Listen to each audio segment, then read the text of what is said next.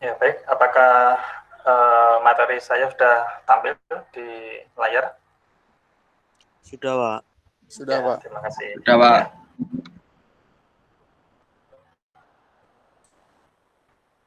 Ya, baik, kita mulai. Kita menginjak di pertemuan 12 ya. Jadi nanti yang pertemuan yang sekiranya kemarin perlu ada pergantian perkuliahan di lain hari, nanti kita cari waktu untuk pertemuan penggantinya. Jadi kita bahas hari ini terkait konsep penyandian kanal. Ya.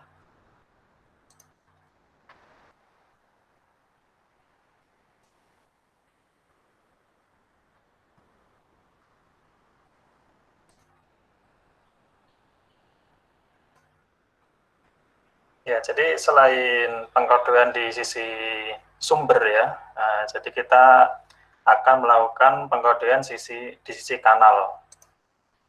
Nah, jadi kemarin sudah kita lewati ya beberapa topik pembahasan. Jadi untuk pembahasan hari ini adalah konsep pengkodean kanal, yang mana nanti kita bahas subtopiknya terkait bagaimana kita melakukan pengkodean kode yang sederhana, terus bagaimana kita melakukan perhitungan parity-nya, terus perhitungan kode Hamming-nya, dan terakhir adalah bagaimana kita melakukan sebuah dekode dengan cara menghitung sindromnya.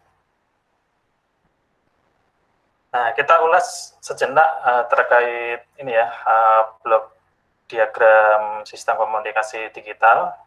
Ini sudah dari awal kita munculkan ya. Jadi sistem komunikasi digital ini terdiri dari beberapa blok ya, dari sumber informasi, source encode, terus channel encode, pulse module, dan seterusnya sampai modul tujuan informasi. Jadi masing-masing modul itu ada fungsinya ya. Jadi kemarin sudah kita bahas sampai source code, source encode. Nah, sekarang kita akan membahas bagaimana kita membuat sebuah pengkodean di sisi kanal atau channel encode. Nah, kalau kita petakan, nah jadi dari beberapa modul yang kita lihat sebelumnya, nah kalau kita sederhanakan, ini menjadi beberapa modul saja ya, yaitu digital source, encoder, channel decoding, decoder, dan digital sync atau tujuan informasi.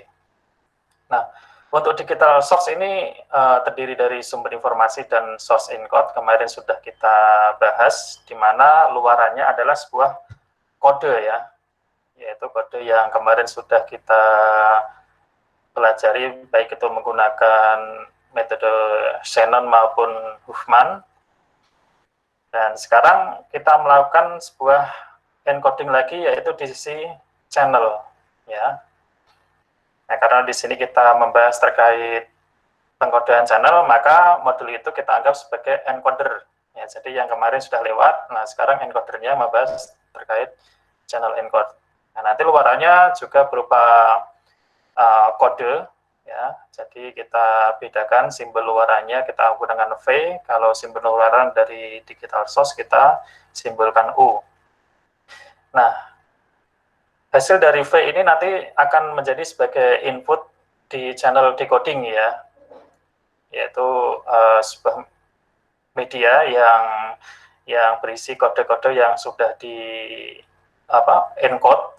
Nah, selanjutnya ketika dikeluarkan, nah nanti dia akan menjadi input dari decoder untuk didekodekan, dikembalikan ke informasi sebelumnya ya, sebelum dilakukan encoder di sisi channel. Nah, itu kita simbolkan nanti berupa U ya, U dengan tanda di atasnya itu ya, untuk membedakan U encoder dan U decoder. Nah, baru U decoder ini akan menjadi input dari digital sync. Hari ini kita akan membahas bagaimana kita melakukan encoder menjadi channel decoding, selanjutnya kita melakukan decoder. Nah, terkait channel encoder dan decoder ya. Nah, jadi ini sudah kita singgung tadi ya, beberapa modul, ada sumber informasi dan sumber encode yang kita gabung menjadi digital source, terus channel encode, ini kita sebut sebagai encoder. Terus ada modulator, kanal, demodulator. Nah, itu dapat kita gabung menjadi coding channel. Ya, itu adalah inputnya adalah luaran dari channel encode atau encoder. Nah, tujuan informasi dan source decoder itu dapat kita gabung menjadi digital sync. Dan dari semua itu, kenapa kita perlu sebuah channel encode? Karena pada komunikasi digital itu tidak lepas dari pengaruh noise ya. Jadi noise itu bisa berupa ini ya, noise impulse ya pada switchingnya, terus karena gangguan suhu atau crosstalk dari saluran lain. Nah, di satu sisi ada modul modulator ya, yang mana digunakan untuk mengubah setiap simbol outputnya ya dari channel encode ya menjadi bentuk gelombang atau sinyal yang lain. Ya, jadi tergantung itu nanti kanalnya berupa apa. Ya, kalau kanal di saluran telepon biasanya modulatornya menggunakan itu ya PCM atau apa itu ya. Nah, jadi beda-beda. Nah, terkait penyandian kanal, ya jadi penyandian kanal itu sendiri itu merupakan sebuah teknik ya, yang mana ini digunakan untuk meningkatkan performansi ya, karena di sistem komunikasi digital kita itu banyak dipengaruhi oleh noise, ya, maka kita harus melakukan usaha bagaimana kita melakukan sebuah peningkatan performansi ya, agar informasi yang dikirimkan itu tidak berkurang ya. Nah, jadi peningkatan informasi dari apa? Ya, dari ini gangguan-gangguan yang tadi kita sebutkan ya, berupa noise, fading, jamming dan sebagainya itu ya. Caranya adalah dengan kita mendesain ulang pada sinyal yang dikirimkan. Nah, biasanya tujuan dari pengkodean kanal yang utama adalah yaitu mengurangi ini ya, probabilitas adanya bit errornya ya. Ya, sehingga semakin kecil bit of error yang dihasilkan dari metode pengkodean kanal yang nanti kita pakai, maka proses transmisi informasi yang kita lakukan itu menjadi lebih handal. Nah, sekarang apa bedanya antara pengkodean kanal dengan pengkodean sumber yang sudah kita lalui sebelumnya? Ya, jadi untuk pengkodean kanal itu fungsinya adalah menambah redundansi ya. Jadi menambah redundansi yang mana tujuannya adalah meningkatkan keandalan komunikasi. Nah, sehingga dengan pengkodean kanal itu, karena di sini fokusnya adalah mengurangi probability bit of error, maka dia disebut juga sebagai error correcting code.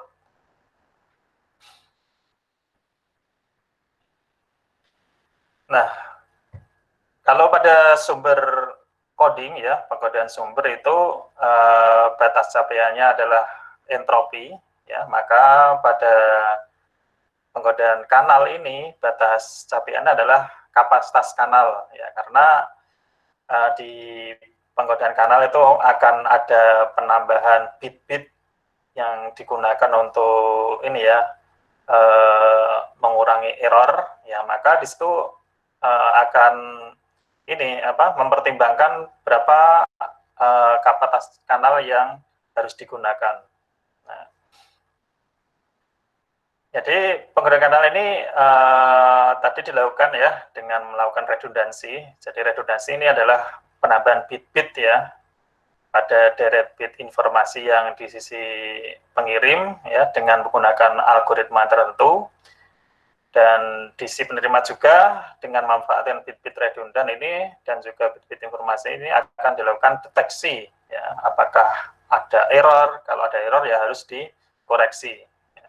Sehingga bit-bit informasi yang dikirimkan itu bebas dari error atau dikurangi errornya. Jadi dalam pengadaan kanal itu ada dua ya, jadi ada proses error detection dan error correction. Nah, nanti itu jadi pembahasan topik utama kita untuk error detection dan error correction. Nah, sekarang untuk error detection ya. Jadi untuk error detection itu pada sisi penerima itu hanya mendeteksi apakah ada error atau tidak ya. Jadi kalau ada error ya kita akan meminta ya.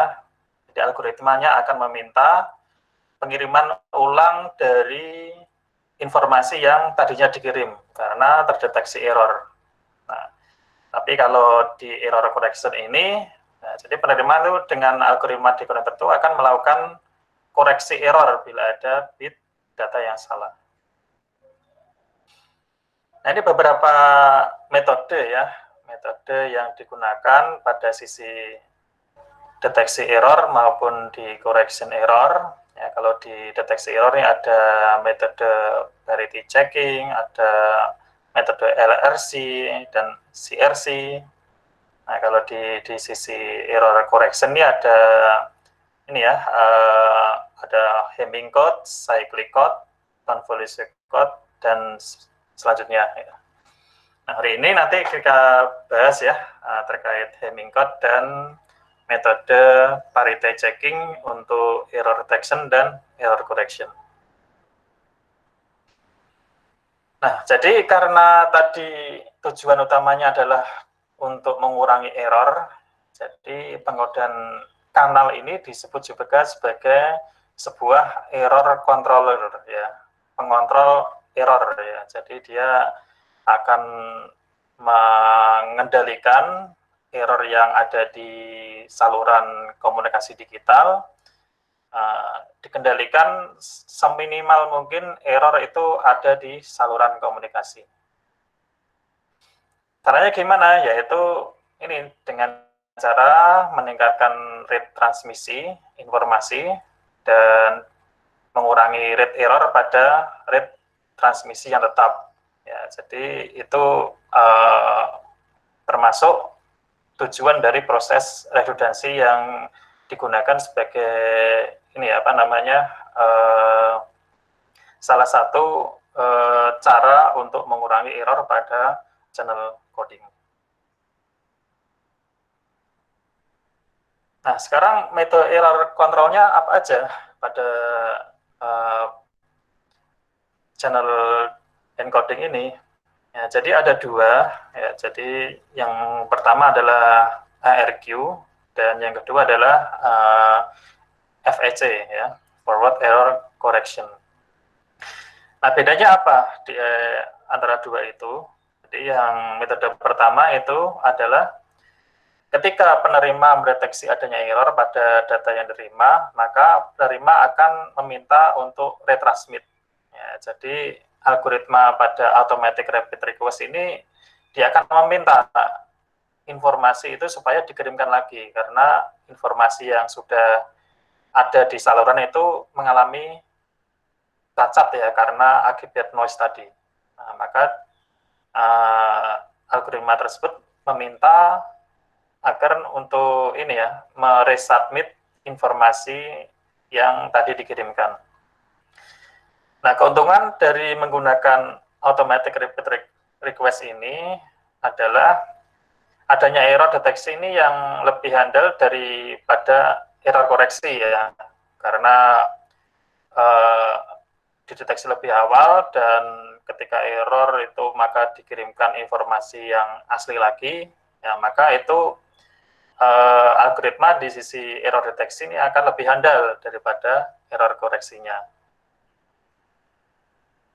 Dan juga tidak memerlukan perhitungan decoding yang kompleks, ya, karena semuanya sudah prosesnya sudah dimaksimalkan di sisi error detection, maka di sisi decodingnya, yaitu di sisi error koreksinya itu tidak perlu perhitungan decoding yang kompleks. Tetapi kerugiannya adalah karena terjadi itu ya, retransmit tadi ya, pengulangan data yang dikirimkan, maka akan menyebabkan penurunan efisiensi penggunaan kanal transmisi. Ya. Karena bit-bit informasi semakin bertambah di situ yang dikirimkan. Dan juga menyebabkan berkurangnya throughput, ya, karena data yang dikirimkan itu makin banyak, ya, maka saluran komunikasi yang ada dilaluinya itu juga akan mengalami penurunan pada sisi throughput-nya. Metode yang kedua adalah forward error correction, di mana di metode ini data yang ditransmitkan telah dikodekan, ya, sedemikian sehingga bila terdeteksi adanya error pada data maka akan dapat langsung dikoreksi tanpa harus dikirim ulang. Ya, jadi bedanya adalah kalau ARQ ini jika ada error itu akan dikirim ulang, nah tapi di metode yang kedua yaitu FEC ini dimaksimalkan pada ini pengkodeannya, ya, sehingga error yang terdeteksi itu akan langsung dikoreksi, ya, dideteksi dan langsung dikoreksi dengan algoritma pengodean yang ada, ya, jadi tanpa harus dikirim ulang, ya, tujuannya yaitu untuk mengefisiensi kanal transmisi yang ada, ya, dan juga tidak berdampak pada berkurangnya bandwidth dan throughput-nya. Nah, lebih lanjut terkait forward error correction, karena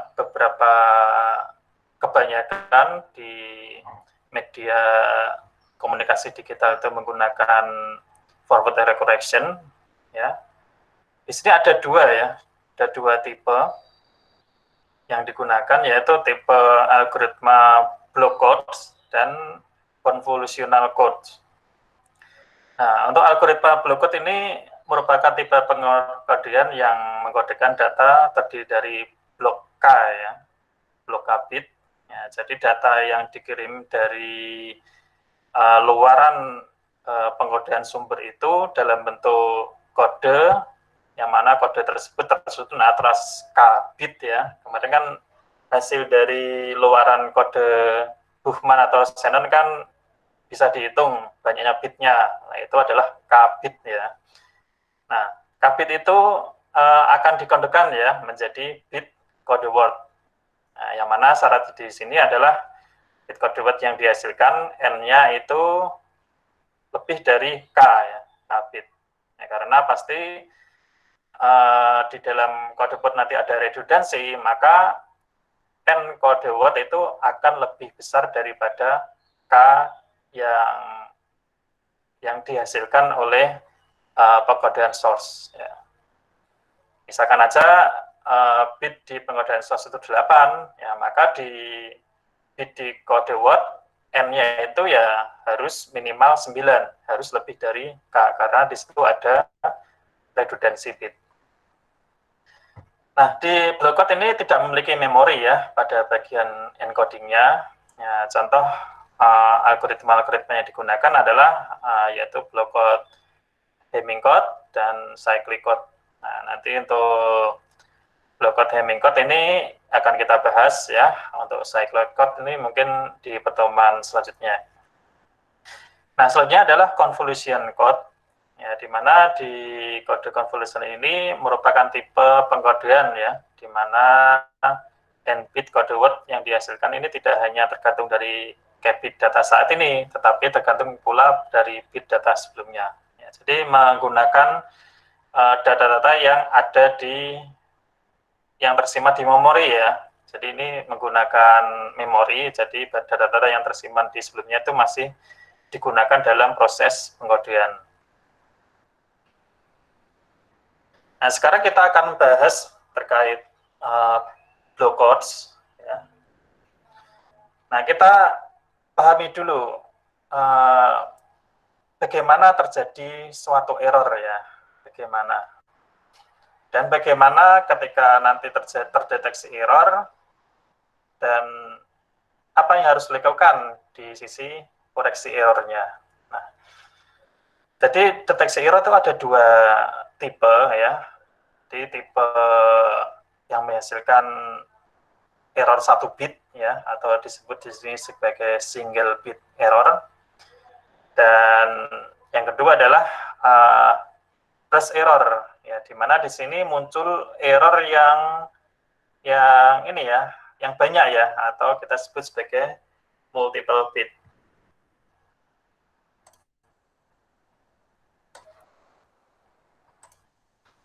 Nah, contohnya ini single bit error.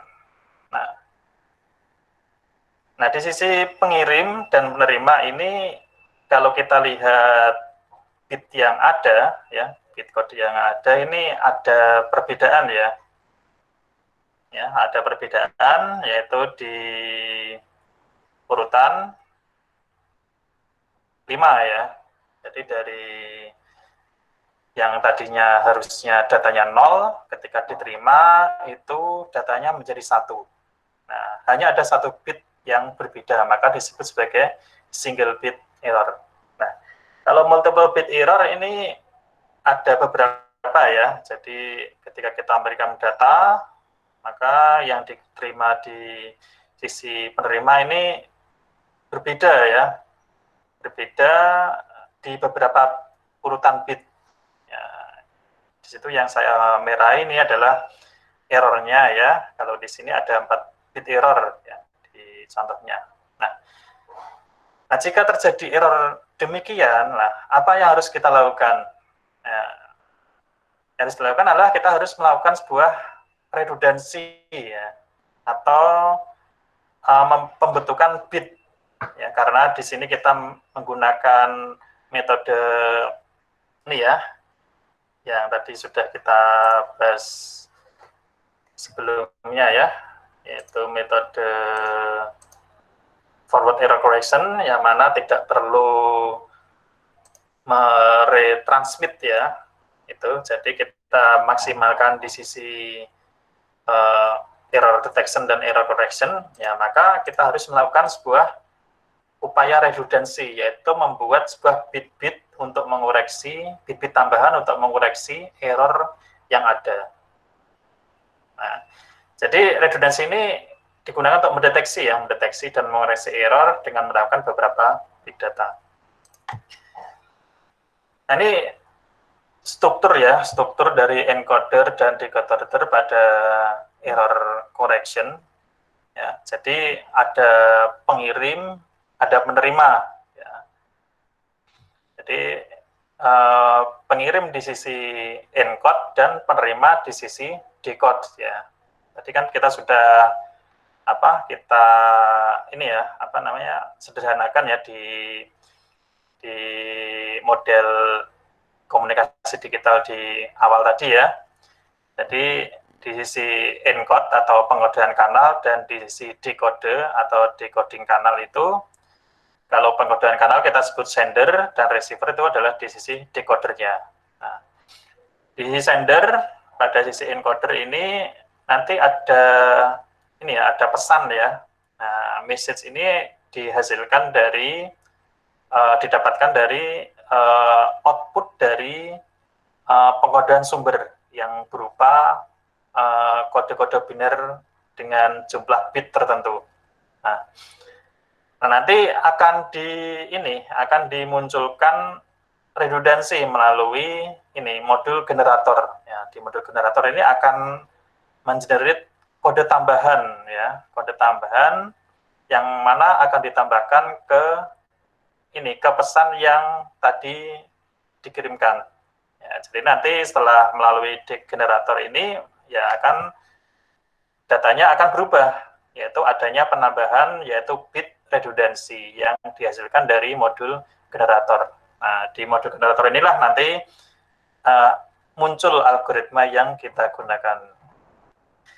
Nah, seterusnya pesan dan penambahan bit redundansi ini akan dikirimkan di unreliable transmission. Nah, kenapa disebut unreliable transmission ya? Karena transmisinya masih perlu peningkatan performansi ya, maka di situ masih ada proses-proses yang digunakan untuk mengoreksi dan mendeteksi error yang ada. Nah, nanti di sisi decoder ini akan menerima informasi dari sender, yang mana nanti harus dilakukan pengecekan ya. Nah, pengecekan dilakukan apakah kode-kode yang tadi ditambahkan itu dengan tujuan mengurangi error itu, apakah informasinya itu valid atau tidak. Nah, jika informasi sesuai sama dengan yang dikirimkan oleh sender, ya maka dia akan dinyatakan terkoreksi dan dilanjutkan ke sisi penerima, ya, atau digital sync tadi ya. Nah, kalau tidak sesuai, ya maka dia akan ditolak, ya, dianggap dia tidak akan terkirim ya, atau discard di situ.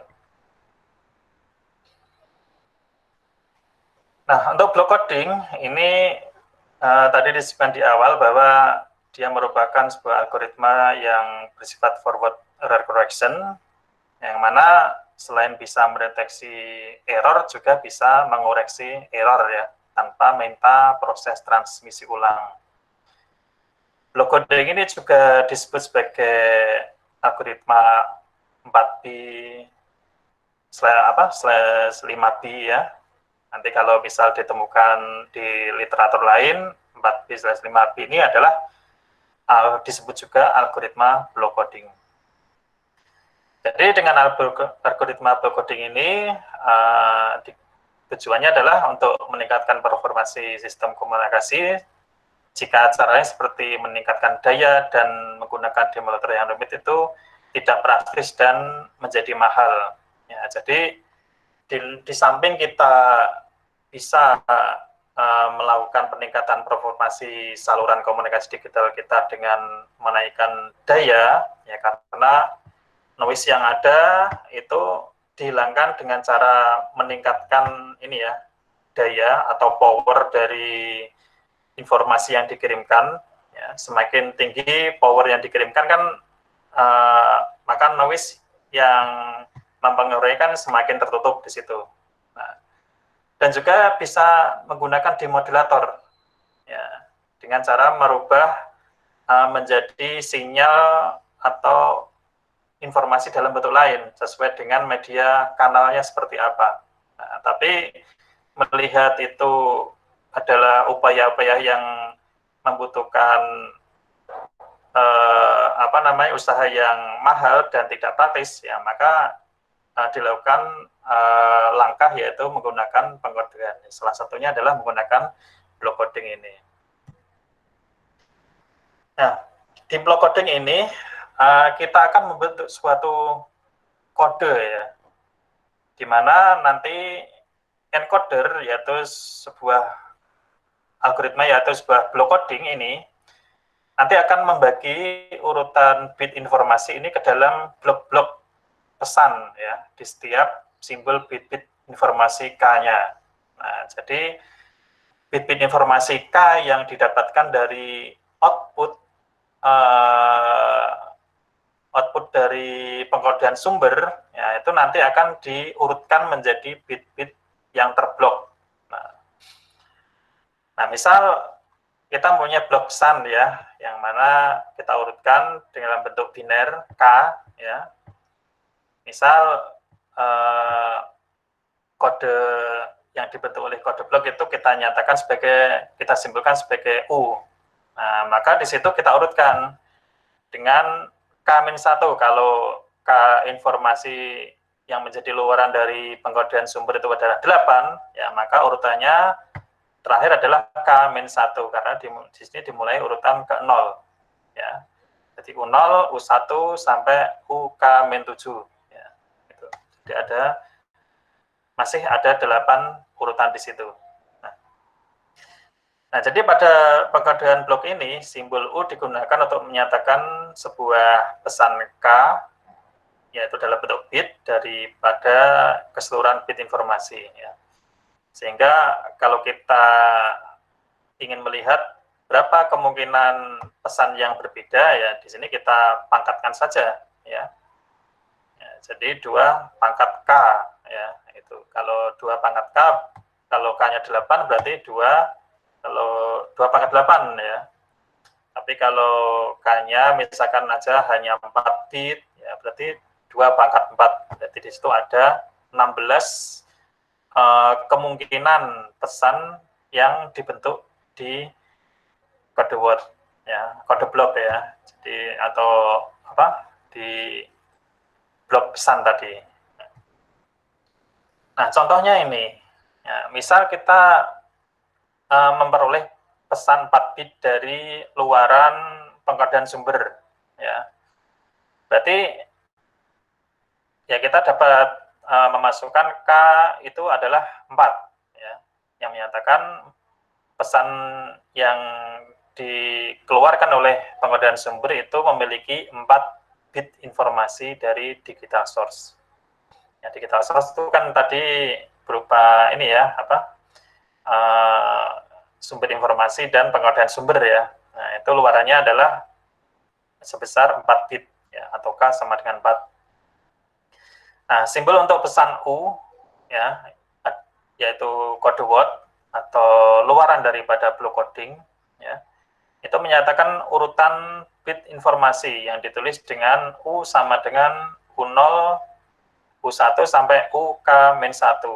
Ya, jadi karena di situ K-nya sama dengan 4, maka urutannya 0, 1, 2, 3, maksimal 3 di situ. Nah, total kemungkinannya berapa informasi yang akan diberikan di situ?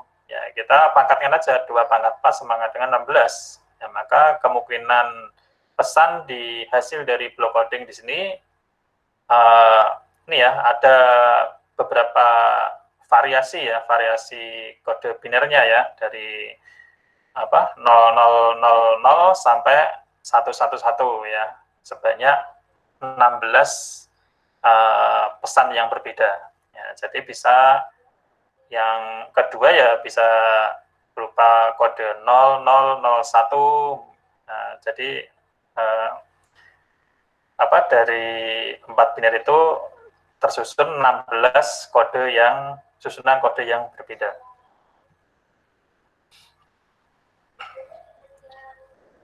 Nah, selanjutnya adalah encoder ini akan mengubah setiap pesan U ya, pesan U secara independen ke dalam sebuah n urutan yang dinyatakan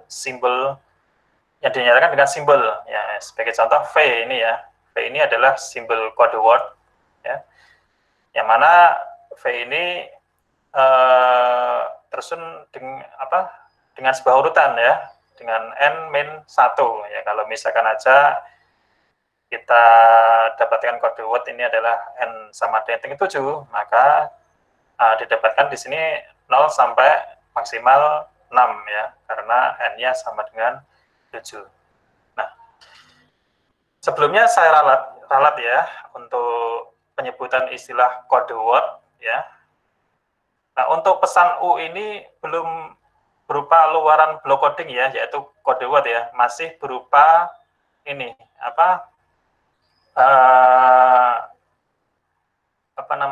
word ya, word biasa, pesan biasa ya. Nah, dari message ini ya, message ini di encoder menjadi pesan sebelum diolah menjadi kode word.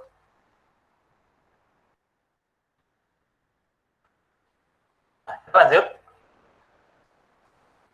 Ya, jadi dengan simbol V ini digunakan untuk menyatakan sebuah blok simbol N dari keseluruhan urutan bit yang digunakan oleh encoder ya. Oleh karena itu pada 2 pangkat K ya, tadi adalah berapa tadi? 16 ya. 16 kemungkinan pesan yang berbeda, maka terdapat pula 16 kemungkinan pada kode word juga ya, yang berbeda pada output encoder. Ya.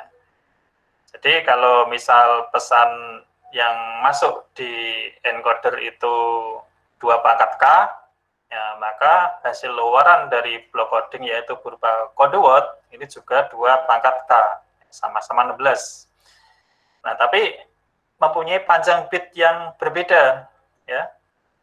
Karena di sini kode word-nya ditentukan N sama dengan 7. Nah, kalau tadi kan panjang bit pada pesan yang masuk kan 4. Nah, yaitu K yang menjadi perpangkatan di sini. Nah, tapi karena di sini panjang dari bit kode word ini 7, ya, maka di sini panjang bit pada kode word 7, tapi variasinya sebanyak 2 pangkat K, tetap 2 pangkat K, yaitu sebanyak 16. Ya. Ya, jadi kita bisa menuliskan untuk kode word-nya yaitu N, K, yaitu N menunjukkan panjang ini ya, panjang simbol kode word, dan 4 ini menunjukkan panjang dari pesan yang diterima yaitu 4. Nah, jadi nanti tinggal dimasukkan ke rumusnya aja berapa kemungkinan variasi biner yang muncul, ya tinggal 2 pangkat 4 di sini dengan panjang bitnya yaitu 7. Nah, di sisi kode word. Nah, untuk mendapatkan kode word yang berbeda untuk setiap pesan, maka K itu harus kurang dari sama dengan N. Ya, jadi ketika K kurang dari N, jadi bit-bit tambahan redundan ini didapatkan dari N minus K ya. Nah, redundan ini ditambahkan ke pesan untuk membentuk kode word. Nah, jadi dari N sama dengan 7 ini, nah kita bisa mengetahui berapa redundan yang ditambahkan. Ya. Tadi kan awalnya di sisi pesan yang masuk kan 4 bit. Nah, tapi di sisi kode word setelah proses block coding ini menjadi 7 bit. Ya, menjadi 7 bit berarti ada penambahan bit di situ. Nah, penambahan bit itu adalah redundan ya. Nah, redundannya di sini 7 minus 4. 7 ini adalah bit terbaru luaran dari kode word, dan 4 ini adalah bit awal ya, awal dari pesan masuk yaitu sebanyak 4.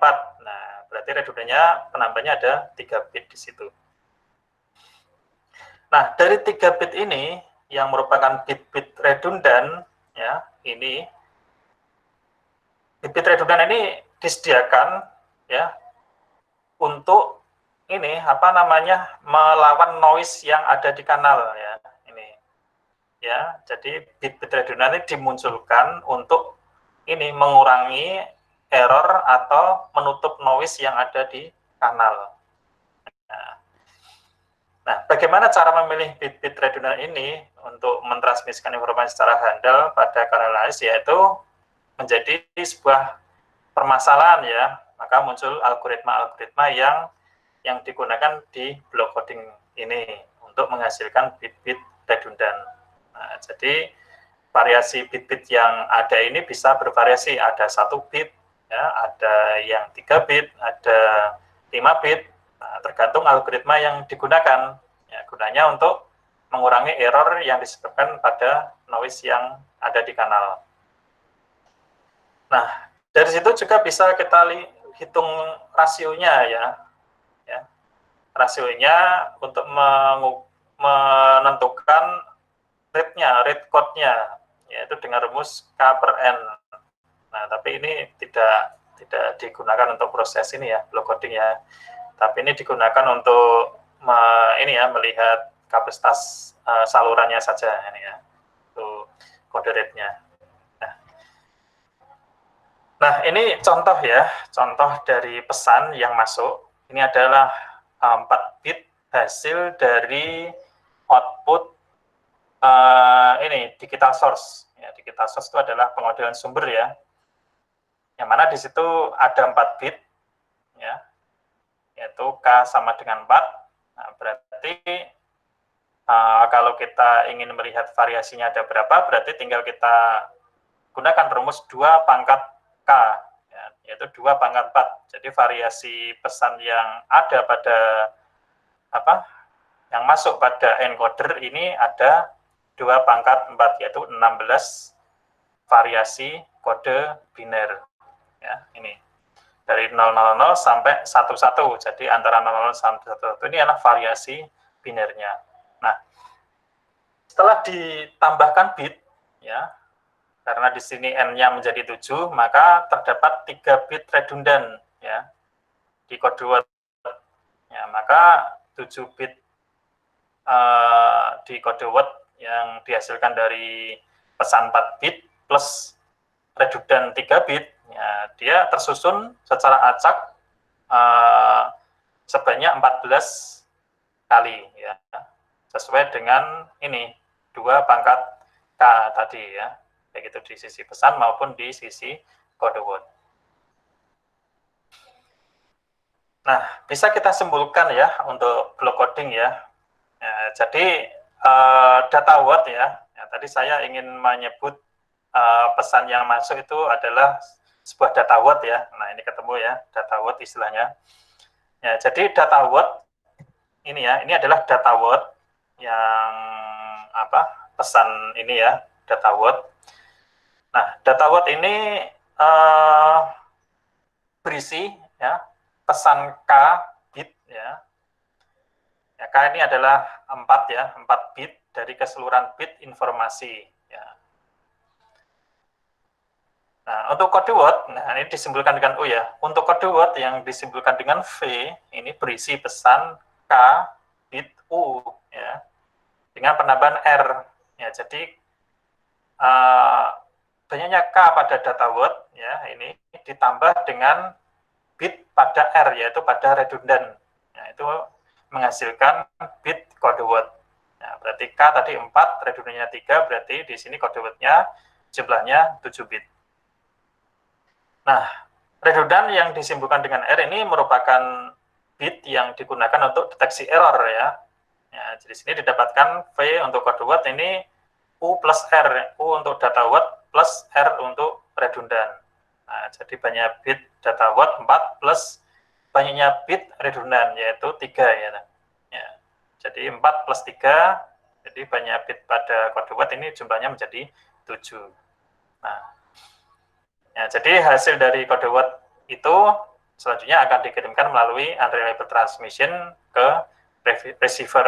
Nah, jadi sebelum ke receiver tadi ada tahapannya ya, dilakukan pengecekan apakah kode bit yang dikirimkan itu sesuai dengan informasi asli atau tidak setelah dilakukan decoding. Nah, ini gambaran ya, gambaran dari proses deteksi error. Ya, tadi kan ada di sender ya, pesan masuk dari pengkodean sumber masuk di data word ya, sebanyak berapa bit. Tadi contohnya adalah 4 bit. Di data word ini ada 16 variasi kode ya. Terus dilakukan generator ya, yaitu membuat bit ya, menghasilkan bit tambahan yaitu bit redundan ya. Dan selanjutnya bit redundan ini ditambahkan ke data word membentuk kode word. Ya, di sini bitnya adalah banyaknya data word plus banyaknya redundan membentuk n bit. Nah, dari kode word ini selanjutnya dikirimkan ke kode word lagi di si receiver. Nah, terus dilakukan pengecekan apakah informasi kode yang setelah dilakukan decoding ini sesuai dengan informasinya atau tidak. Kalau tidak sesuai ya dia dinyatakan tidak terkoreksi, kalau sesuai dinyatakan terkoreksi dan selanjutnya dikirimkan ke penerima.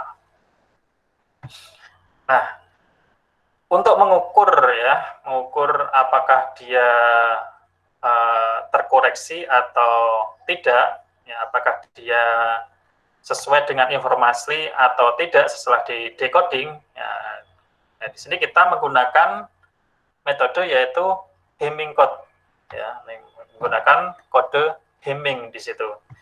Jadi di sini kode Hamming ini digunakan untuk mengecek apakah ada kesalahan atau tidak, baik itu ketika informasi itu dilakukan pengkodean dan setelah dilakukan decoding ini apakah terjadi kesalahan atau tidak.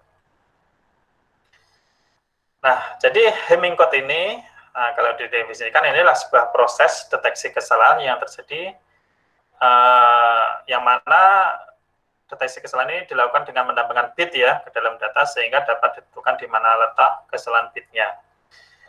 Ya, jadi konsep Hamming code ini yaitu dengan cara menambahkan bit parity ya untuk disisipkan pada posisi tertentu dalam blok data, dan kemudian dengan adanya Hamming code ini akan memungkinkan untuk dapat digunakan dalam pemeriksaan kesalahan dalam blok data. Nah, bagaimana memeriksa kesalahannya? Yaitu dengan diukur jarak ya, jarak kedekatan.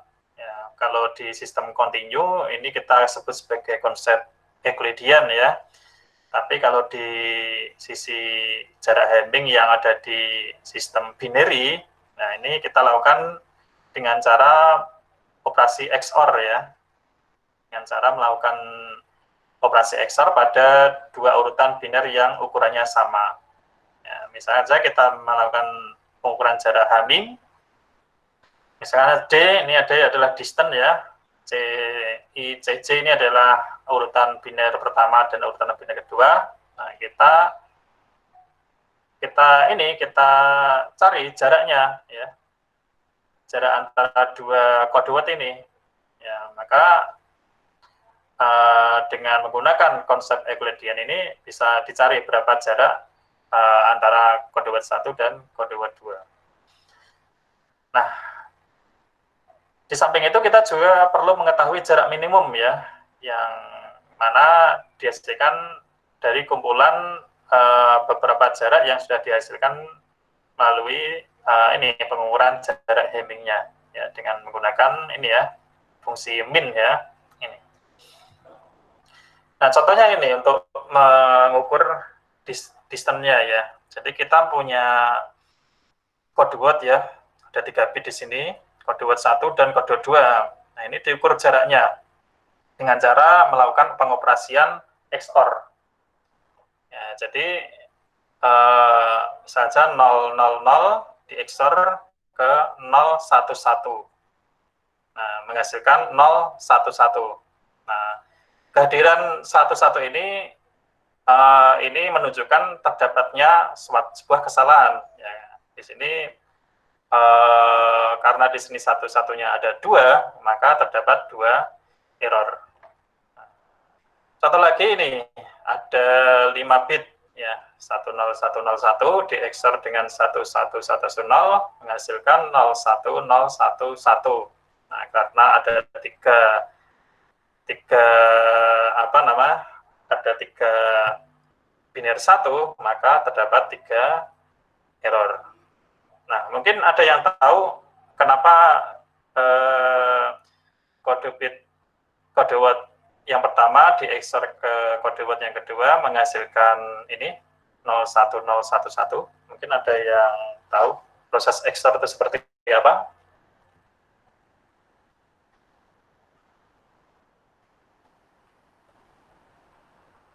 Masih ingat untuk ini pelajaran sistem digital, mungkin teknik digital?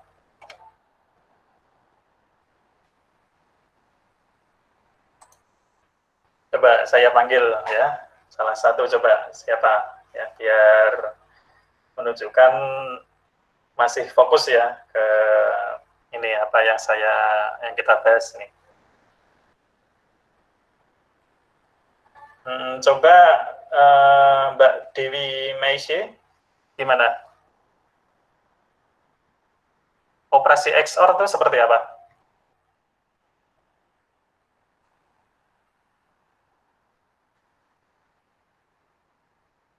Atau mungkin yang lain yang tahu?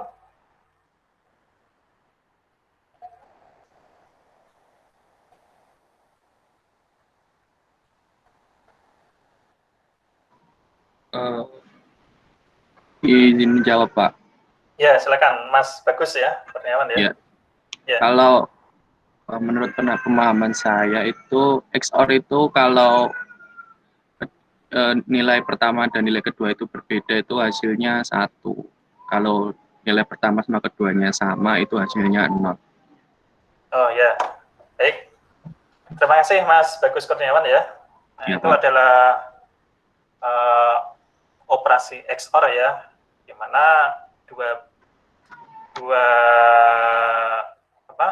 angka biner dengan berbeda ini ya, dengan berbeda angkanya, maka dia akan menghasilkan angka 1 ya. Kalau sama berarti dia menghasilkan angka biner 0 ya di situ. Nah, jadi di Hamming distance ini munculnya angka 1 ini menunjukkan adanya error ya. Kalau hasil dari pengoperasian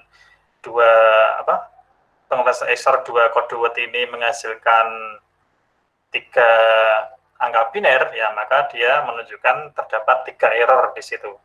Nah, contoh lagi ini ada 5 bit ya, 0000 di XOR dengan 01011. Nah, 01 karena berbeda angka binernya ya, maka dia menghasilkan 1. Ini juga menghasilkan 1 karena di sini 0 dan ini sama, dia menghasilkan 0. 01 berbeda di ini mengenai 1 dan 00 menghasilkan 0. Ya, maka di sini terdapat 3 error. Nah, sekarang bagaimana kita mengukur minimum distance ya. Ya tadi cara mengukurnya yaitu menggunakan fungsi min ya pada kumpulan hasil pengukuran jarak Hamming di semua kode word. Nah, contohnya di sini didapatkan jarak ya. Ini ada semuanya 2 ya, maka dm-nya ya 2.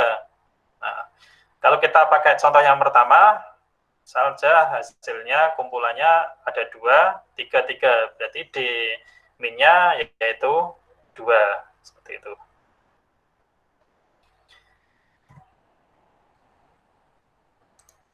Nah, selanjutnya adalah bagaimana kita melakukan sebuah pengecekan parity. Nah, pengecekan parity ini digunakan untuk ini mengetahui ya bit apa yang perlu kita tambahkan di redundant. Nah, kalau di simple parity ini kita hanya menambahkan 1 bit ya. Nah, tapi bitnya seperti apa lah itu yang perlu dicari di situ. Nah, jadi pengecekan parity ini juga ada di proses block coding ya.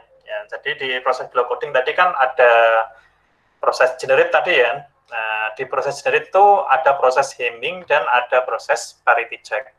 Nah, begitu juga nanti di sisi decodernya juga ya, ada pengecekan yang sama. Nah, contohnya ini ya, untuk bagiannya ya. Jadi kita punya data word ya. Data word ada A3. Nah, tadi di awal tadi simbolnya U ya. Tapi nggak apa di sini berubah menjadi A ya. Apa aja nih U.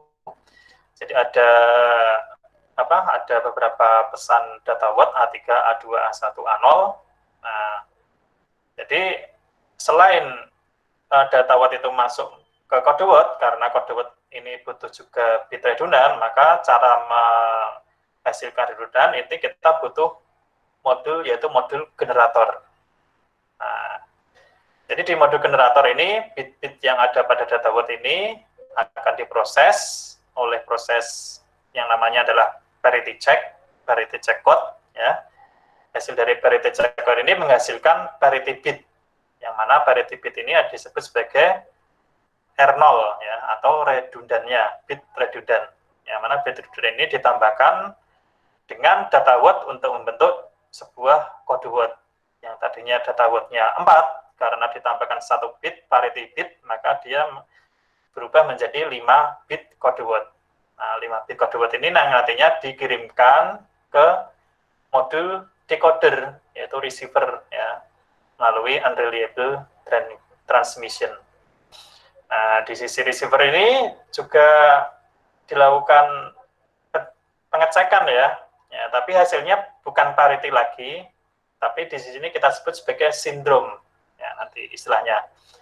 Nah, kalau sindrom ini adalah hasil pengecekan di sisi decoder, kalau parity bit ini adalah bit tambahan yang digunakan untuk menandai error yang ada.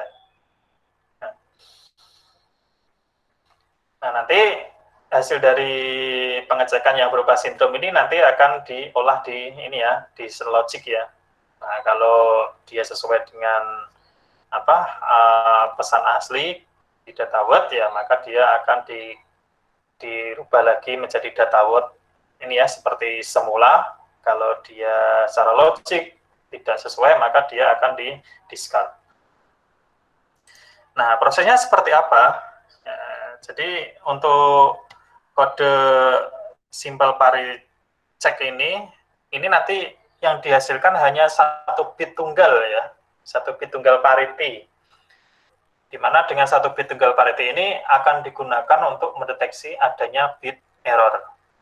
Nah, bit parity ini dibentuk dengan menghitung jumlah bit bernilai 1 pada data word. Nah, tadi kan kita punya beberapa data word ya. Data word ini yang ada di sisi atas ini ya. Nah, jadi biner-biner yang nilainya 1 itu nanti akan dijumlah, akan ditotal berapa banyak ya. Jadi kalau ada 3 angka biner yang bernilai 1, maka dia banyaknya 3 ya, itu. Nah, dari jumlah bit bernilai 1 ya, kita akan lihat apakah hasil jumlahnya itu genap atau ganjil. Nah, ini kalau genap ini, maka bit parity-nya akan menghasilkan bit parity 0. Nah, selanjutnya akan ditambahkan pada dia kode word. Nah, tapi jika nilai 1 ya, maka dia akan menghasilkan bit parity ganjil. Maaf, kalau jumlah bitnya bernilai 1 ya, yaitu ganjil ya, maka bit parity yang dihasilkan maka akan bernilai 1 ya. Misal di kode word bit dengan nilai 1 itu jumlahnya ada 2, jumlahnya ada 3. Nah, berarti 3 itu termasuk ganjil. Kalau ganjil berarti bit parity-nya 1. Kalau jumlahnya bitnya 2 berarti genap, bit parity-nya ada 0. Ya, jadi bit parity ini selanjutnya disimpan, ditambahkan pada kode word. Nah, bit parity ini disimpulkan dengan R0 ya, yaitu bit redundan ya. Tuh, bit redundan. Jadi bit redundan itu disebut juga sebagai bit parity. Yang mana bit parity ini dihasilkan dari ini ya, penjumlahan bit yang angkanya yang bernilai 1. Baik itu di urutan A3, A2, A1 maupun A0 ini ditambahkan. Ya misalkan kita punya data word ya, 1 di urutan A3, 0 di urutan A2, 0 di A1, dan 1 di urutan A0. Nah, kalau disumblahkan kan jumlah bitnya kan yang bernilai 1 kan ada 2. Nah, 2 itu merupakan bilangan genap, ya, maka bit parity yang dihasilkan maka nilai 0. Ya, maka R0-nya ya maka 0 di sini. Nah, hasil parity ini akan ditambahkan ke kode word yang sekarang. Ya, yang tadinya data word 1010, maka yang sekarang karena ada penambahan parity yaitu 0, ya maka hasilnya menjadi 5 bit. Ya, 1001 dengan penambahan bit parity 0 menjadi 1001, ada 5 bit di situ. Contoh lagi data word ini yang kedua yaitu 1101. Nah, kita jumlahkan ya, karena jumlah bit yang bernilai 1 ini adalah ganjil ya, ada 3, maka bit parity yang dihasilkan adalah 1 di sini. Maka bit parity ini digabungkan ke kode word yang sekarang ya. Jadi kode word adalah data word plus bit parity. Ya, maka 1101 plus ini 1. Ada 5 bit di situ. Nah, contoh lagi. Nah, kita punya sebuah kode word ya dengan susunan 5,4. Nah, kalau 5,4 nih bagaimana nih penjelasannya? Ini. Ada yang bisa jawab?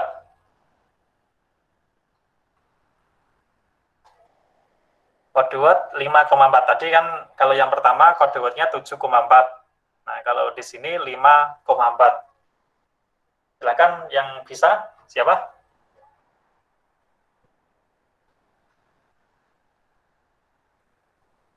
Jadi saya panggil yang Mbak Maisa, nggak menjawab. Coba Mbak Kirani, coba.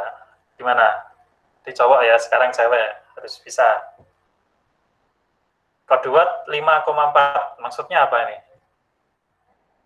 5 itu apa? 4 itu apa?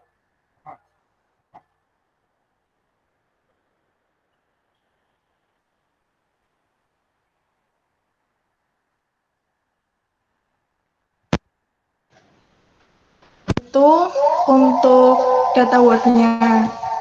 Dan untuk yang 5-nya itu untuk kode word-nya, Pak. Yang 4 untuk apa tadi? Data word-nya. Data word. Nah, Yang terus 5 yang 5 nya. kode word.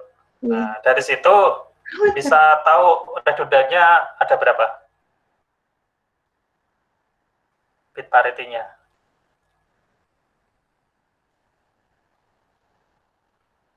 Redundan didapatkan dari N kurangi K. Nah, N-nya adalah 5, K-nya adalah 4. Nah, berarti 5 kurangi 4 ya. Jadi redundannya ada 1. Nah, sebanyak berapa variasi ini kode? Ya, berarti 2 pangkat K, yaitu 2 pangkat 4, ada 16. Ya, jadi di sini ada 16 variasi kode biner ya, baik itu di data word maupun di kode word, seperti itu. Nah, kita lanjut lagi. Nah, sekarang sindrom code. Nah, jadi sindrom code ini digunakan untuk menentukan yang mana dari 16 tadi ya, 2 pangkat 4 tadi ya, yaitu 16 variasi kode word tadi, yang valid terkirim di antara salah satu dari 2 pangkat N sandi yang telah diterima. Nah, jadi bit syndrome ini nanti kita notasikan dengan notasi atau simbol S0, yang mana dibentuk dengan menghitung jumlah bit nilai 1 pada kode word. Sama ya kayak tadi ya, bit parity. Jadi kalau dihasilkan dari penjumlahan bit yang bernilai 1 pada kode word. Nah, tinggal jumlahnya apakah genap, apakah ganjil. Kalau genap, maka bit sindromnya nilai 0. Kalau ganjil, maka bit sindromnya adalah, maaf ini bit sindrom ya, ini saya koreksi ya, ini bit sindrom. Kalau ganjil bit sindromnya adalah 1. Ya, jadi ini akan ditambahkan pada akhir kode word. Ya, jadi yang tadinya kode word yang dikirimkan dari sender sebanyak 5, nah nanti setelah ditambahkan sindrom ini menjadi 6 ya, 6 bit tambahannya.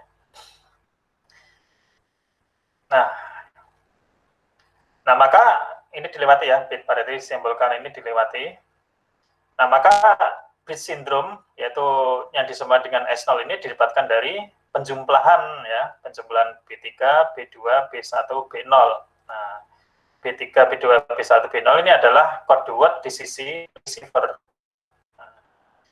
Nah, sebagai contoh, misal kita punya kode word di receiver 10010. Nah, maka kita jumlahkan ya, bit yang bernilai 1.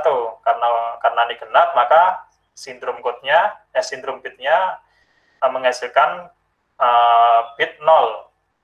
Ya, hasil dari bit 0 ini ditambahkan pada kode word yang sekarang.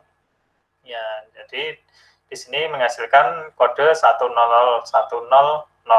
Nah, begitu juga untuk yang kode selanjutnya, karena di sini 1101, ini maaf ya, harusnya nih belakangnya dihilangkan, harusnya 0 ya, biar menjadi ganjil ya. Nah, kalau ganjil berarti 1 ya, maka kode word-nya sekarang itu akan ditambahkan ke kode word yang sekarang. Ya, jadi yang tadinya 5 ini menjadi 6 bit kode word. Nah, untuk yang kedua ini dikoreksi ya. Jadi kalau misal ini anggap aja bitnya ganjil, nah, maka menghasilkan S0 sama dengan 1 ya kalau ganjil. Ya, maka 1 ini akan ditambahkan di kode word di sisi receiver ya. Yang tadinya berjumlah 5 bit menjadi 6 bit, yaitu bit yang terakhir didapatkan dari nih sindrom code-nya ini, sindrom bitnya. Nah, sekarang proses decoding. Nah, proses decoding ini menggunakan ini kode bit sindrom yang dihasilkan tadi. Nah, jadi jika semua elemen S adalah 0, ya, jadi bit sindromnya itu adalah 0, ya, maka kode word ini akan diterima dengan benar. Nah, berbeda kalau kita menghasilkan sindrom bit yang bernilai 1, maka bit error dapat ditentukan dengan analisis parsec yang mana yang salah, maka dianggap ada error di situ, maka tidak akan diterima kalau sindrom bit yang dihasilkan adalah 1. Nah, jadi contoh kasusnya di decoding seperti ini. Misal kita kirimkan data 1011 ya. Ya, maka kode word yang dihasilkan di si sender ya, yaitu 1011. Nah, kenapa ada penambahan 1 di belakang? Karena bit parity tadi ya, karena ada 3 biner 1 yaitu ganjil, maka menghasilkan bit parity ganjil ditambahkan di sini satunya. Yang kemudian dikirim ke penerima. Ya, dikirim ke penerima. Nah, jadi kita lihat ya, kasus yang ada ya. Jadi ini saya contohkan 3 kasus dulu. Nanti untuk kasus selanjutnya kita lakukan pendalaman di perkuliahan selanjutnya ya. Ya, untuk kasus pertama nih tidak terjadi error ya, karena kode word yang diterima setelah penambahan bit sindrom ini yaitu 0 ya, bit penambahannya ya. Maka 1011 karena di sini bitnya genap, maka menghasilkan sindrom 0, maka data word 1011 ini akan diteruskan ya, diteruskan ke penerima, dianggap sebagai kode word yang benar. Nah, tapi kalau sindrom yang dihasilkan itu 1 ya, maka ada bit yang error. Itu. Misal di sini di urutan A1. Nah, kita lihat. Nah, tadi adalah 1011 ya. Nah, 10 nih, data word ini 1011 di urutan A1. Berarti di sini. Ini kan A3, A2, A1, A3 ini ya. A3, A2, A1, A0 di urutan A1, berarti di urutan bit ketiga ini yang mengalami error.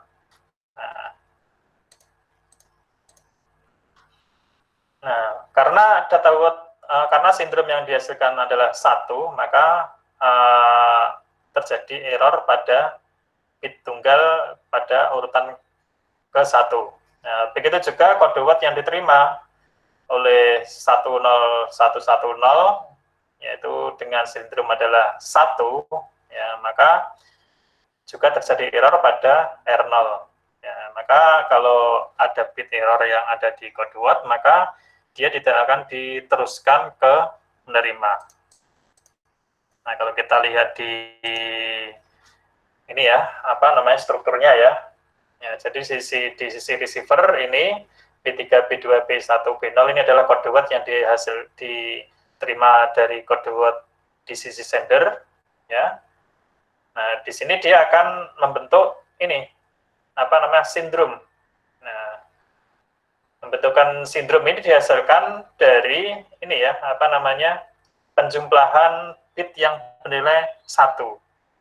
Nah, kalau bit bernilai 1 ini jumlahnya 3, nah maka di sini akan menghasilkan bit 1 karena ganjil. Kalau bit jumlahnya genap, maka dia akan menghasilkan bit sindromnya adalah 0. Tinggal ditambahkan di kode word di sisi receiver. Nah, di sini akan dilakukan pengecekan ya. Dia dikirimkan dari sini logic, juga dikirimkan ke sini pengecekan dengan membawa ini sindromnya. Nah, kalau kode word aslinya langsung dikirimkan ke decision logic ya, tinggal ini dicek apakah error atau tidak. Kalau tidak error ya, yang sudah ada di decision logic ini akan diteruskan menjadi sebuah data word yang nantinya diterima oleh receiver, dilanjutkan ke pengolahan ini ya di sisi penerima. Nah, di pengecekan sindrom ini, kalau misal sindromnya 0, maka dia akan diterima ya pengecekannya, dan kode word yang ada di si logic yang akan diteruskan. Nah, tapi kalau sindromnya bernilai 1, maka dia ditolak ya, maka kode wordnya itu akan di-discard ya. Itu. Ya, nanti untuk pertemuan selanjutnya kita akan ke ini ya. Ini kan single parity check ya, hanya penambahan 1 bit. Nah, kita akan membahas lebih kompleks lagi ya, multi parity check ya, bisa menghasilkan 3 bit, 5 bit, dan seterusnya ya. Itu. Kita bahas di pertemuan selanjutnya. Nah, mungkin itu aja dari saya. Kalau ada pertanyaan silahkan ditanyakan.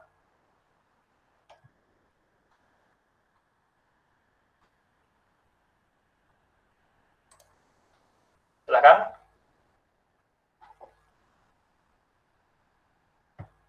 Ada pertanyaan, adik-adik mahasiswa?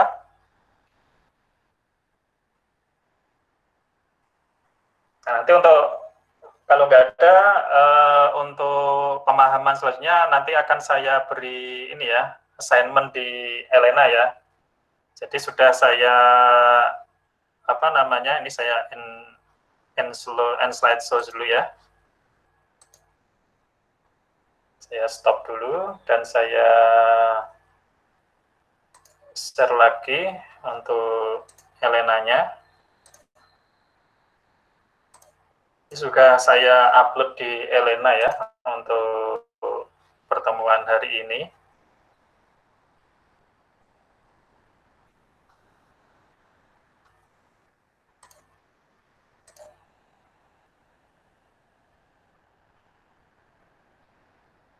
Sudah ya, tampil ya? Sudah, Pak. Nah, jadi di pertemuan 12 yaitu kita membahas yang topik hari ini ya. Ini sudah saya unggah untuk materinya. Nanti tinggal saya tambahkan biar untuk lebih ini ya, apa, penajaman pembahasan kita hari ini kita bentuk dalam penugasan ya, itu ya. Ya akan saya buat mungkin hari ini ya, sore bisa diakses ya untuk penugasannya dan dikumpulkan minggu depan. Ya, jadi untuk pertemuan selanjutnya ini masih ada beberapa pembahasan ya. Untuk pengodean menggunakan kanal siklik dan konvolusi, mungkin nanti di awal kita bahas sejenak terkait ini ya, multi parity check tadi ya. Terus dilanjut dengan di kode konvolusional, terus di pertemuan 15 dan 16 nanti kita akan membahas tugas akhir semester, apakah nanti dalam bentuk penugasan atau dalam bentuk ini ujian akhir semester, gitu ya. Silakan kalau ada pertanyaan.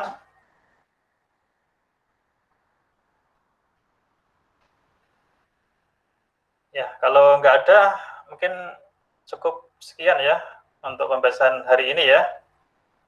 Nanti insya Allah sesuai dengan AGD kita untuk mengganti perkuliahan yang tertunda, kita adakan di hari Sabtu ya, itu ya.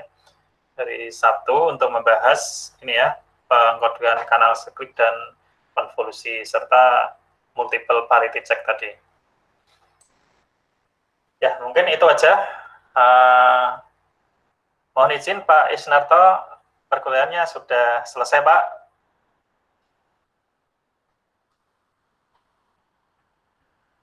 Mungkin ada yang disampaikan oleh Pak Isnarto. Oke Pak Iksan, saya sudah cermati dari awal tadi sampai hari ini sudah berjalan dengan baik. Komentar pribadi untuk Pak Nur Iksan saya japri lewat WA ya, setelah ini langsung. Oke, rekaman dari saya. Sukses sudah terlaksana dengan baik. Selamat belajar seluruh mahasiswa. Bersyukurlah ada dosen Pak Nur Iksan yang baik hati ya. Mudah-mudahan baik hati sampai akhir nanti.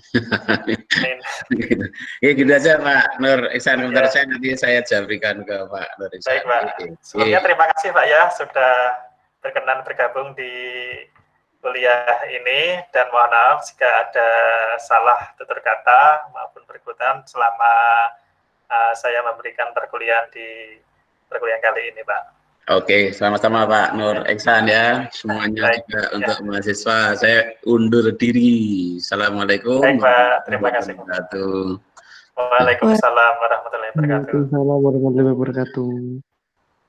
Begitu ya.